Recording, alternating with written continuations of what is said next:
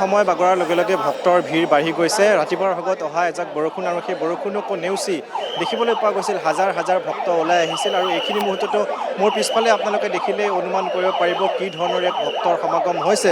অৱনিবেশ বৰুৱা আছে, অৱনিবেশ বৰুৱাই দেখুৱাব যে পুৱাৰ পৰা প্ৰায় লক্ষাধিক ভক্তৰ সমাগম ইতিমধ্যে হৈ গৈছে। আৰু এইখিনি মুহূৰ্তত পোনপটীয়াকৈ প্ৰতিনিধি মই দৰ্শকসকলক দেখুৱাই গৈছোঁ যে বিভিন্ন প্ৰান্তৰ পৰা অহা যিসকল ভক্ত সেই ভক্তসকলে ইয়াত ভিৰ কৰা পৰিলক্ষিত হৈছে।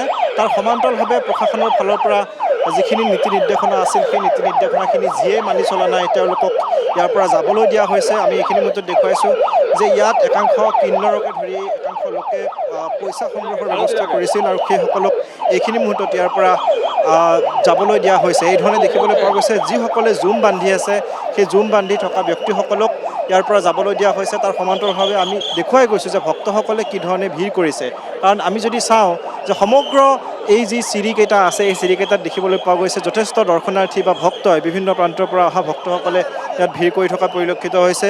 আমি ভক্তসকলৰ সৈতেও কথা পাতিবলৈ চেষ্টা কৰিম। ক'ৰ পৰা আহিছে আপোনালোকে? মই হোজাইৰ পৰা আহিছোঁ। কেনেকুৱা লাগিছে? বহুত ভাল। আপুনি ক'ৰ পৰা? সৰাবুকৰ পৰা আহিছোঁ। সৰাবুকৰ পৰা আহিছোঁ। ভালে লাগিছে আহি। প্ৰত্যেক বছৰে আহোঁ। আপুনি ক'ৰ পৰা আহিছে? হোজাইৰ পৰা। অঁ, বহুত ভাল লাগিছে। নাই ছেকেণ্ড বাৰ আহিছোঁ।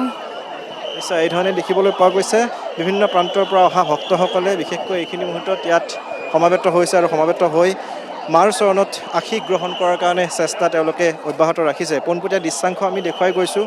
এয়া হৈছে মা কামাখ্যা ধামৰ পৰিৱেশ। আৰু এইবাৰ যিহেতু কিছু নীতি নিৰ্দেশনা সলনি কৰা হৈছে, কাৰণ পিছফালৰ দুৱাৰেৰে সোমাবলৈ দিয়া হৈছে, তাৰ সমান্তৰালভাৱে সন্মুখৰ যি দুৱাৰ আছে সন্মুখৰ দুৱাৰেৰে ওলাই যোৱাৰ ব্যৱস্থা কৰি দিছে। আৰু এই ধৰণে বিভিন্ন প্ৰান্তৰ পৰা অহা ভক্তসকলে মাৰ চৰণত সেৱা অৰ্চনা কৰি মনৰ আশা আকাংক্ষা মাৰ চৰণত দি পেলাই ইয়াৰ পৰা ওলাই গৈছে। পোনপটীয়া দৃশ্যাংশ দেখুৱাইছোঁ। যিহেতু মন্দিৰৰ গৰ্ভগৃহৰ মুখ্য প্ৰৱেশদ্বাৰ বন্ধ আছে, গতিকে সাধাৰণ যি দৰ্শনাৰ্থী সেই সাধাৰণ দৰ্শনাৰ্থী ভিতৰত প্ৰৱেশ কৰিব নোৱাৰিব। আৰু ভিতৰত প্ৰৱেশ কৰি ভিতৰত যি দৰ্শনৰ ব্যৱস্থা সেই দৰ্শনৰ ব্যৱস্থা কৰিব নোৱাৰিব। কিন্তু সাধাৰণভাৱে মন্দিৰ চৌহদত পদাৰ্পণ কৰি ইয়াৰ পৰা ওলাই যোৱাৰ ব্যৱস্থা খুব সুন্দৰকৈ কৰি ৰখা হৈছে।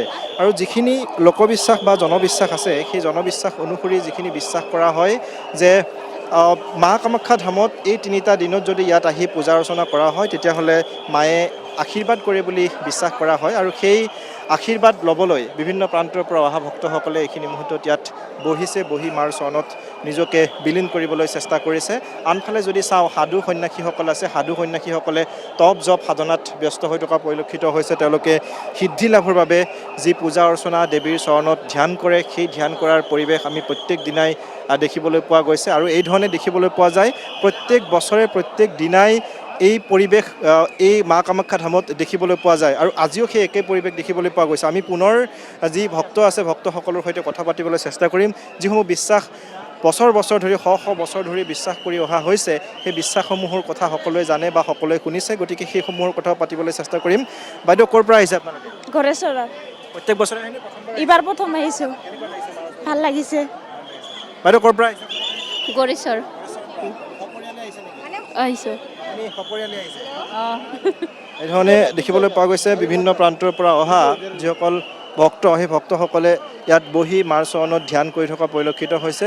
মই পুনৰ দেখুৱাইছোঁ, অৱনিবেশ বৰুৱাই দেখুৱাইছে যে খুব সুন্দৰ দৃশ্য। সমগ্ৰ মা কামাখ্যা ধামৰ ভূমি পবিত্ৰ হৈ পৰে বুলি বিশ্বাস কৰা হয়। মা কামাখ্যা ধামৰ প্ৰতিটো কোণতে দেখিবলৈ পোৱা যায় সাধু সন্ত ভক্তসকলে ভিৰ কৰে। আৰু মা কামাখ্যা ধামত যিহেতু দশ মহাবিদ্যাৰ পূজা অৰ্চনা কৰা হয়, গতিকে দশ মহাবিদ্যাৰ যি মন্দিৰ সেই মন্দিৰ এই নীলাচলৰ ভূমিত নীলাচলৰ কেউপিনে বহুকেইটা যিহেতু মন্দিৰ আছে, গতিকে প্ৰতিটো মন্দিৰতে এই অম্বুবাচীৰ 3টা দিনত পূজা অৰ্চনা কৰা হয়। আৰু এই পূজা অৰ্চনা কৰিলে মাৰ যি কৃপাদৃষ্টি সেই কৃপাদৃষ্টি লাভ কৰে বুলি বিশ্বাস কৰা হয়। আৰু এটা কথা ক'ব লাগিব যে এইবাৰ প্ৰশাসনে কিছু নীতি নিয়ম কাঢ়া কৰিছে, কাৰণ বিগত সময়ছোৱাত দেখিবলৈ পোৱা গৈছিল যে প্ৰশাসনৰ নীতি নিয়ম মানি নচলা পৰিলক্ষিত হৈছিল। কিন্তু এইবাৰ সম্পূৰ্ণ কটকটীয়াভাৱে নিৰাপত্তা ব্যৱস্থা গঢ়ি তোলা হৈছে। দেৱালয় আৰু প্ৰশাসনৰ ফালৰ পৰা খুব সুন্দৰকৈ নিয়াৰিকৈ প্ৰতিটো ব্যৱস্থা কৰি দিয়া হৈছে যাতে ভক্তই কোনো ধৰণৰ অসুবিধাৰ সন্মুখীন নহয়, এফালে সোমাই এফালে ওলাই যোৱাৰ ব্যৱস্থা। কাৰণ এইবাৰ কোৱা হৈছে অম্বুবাচী মহাযোগ। পূৰ্বতে যদি আমি চাওঁ অম্বুবাচী মেলা বুলি কোৱা হৈছিল, কিন্তু এইবাৰ কোৱা হৈছে অম্বুবাচী মহাযোগ। গতিকে মহাযোগ এইকাৰণে দিয়া হৈছে, নাম দিয়া হৈছে কাৰণ পূৰ্বৰ যিটো আধ্যাত্মিক পৰিৱেশ সেই আধ্যাত্মিক পৰিৱেশটো এইবাৰ পুনৰ ঘূৰাই আনিবলৈ প্ৰশাসন তথা দেৱালয় কৰ্তৃপক্ষৰ ফালৰ পৰা চেষ্টা অব্যাহত ৰখা হৈছে কিন্তু সেই চেষ্টাত কিন্তু এক প্ৰকাৰ সফল হোৱা বুলি ক'ব লাগিব কাৰণ কোনো লোকে এইবাৰ তলৰ পৰা ওপৰলৈকে ৰেলী কৰি নাইবা উচ্চ স্তৰৰ ধ্বনি দি আহিব পৰা নাই সম্পূৰ্ণ প্ৰশাসনে চোকা নজৰ ৰাখিছে আৰু সেইবাবে ভক্তসকলে খুব সুন্দৰকৈ আহি ওপৰলৈ আহি মাৰ মন্দিৰ দৰ্শন কৰি ইয়াৰ পৰা ওলাই গৈছে আৰু ইতিমধ্যে আমি কৈছোঁ যে যেতিয়াই পৱবৃত্তি হৈ গৈছিল পৱবৃত্তি হৈ যোৱাৰ পাছৰ পৰা সেই একেই পৰিৱেশ দেখিবলৈ পোৱা গৈছে আগন্তুক হয় ৰূপম দলৈ আপোনাক এই মুহূৰ্তত ধন্যবাদ জ্ঞাপন কৰিছোঁ আপুনি কামাখ্যা ধামৰ পৰা পৰিৱেশ দেখুওৱাৰ বাবে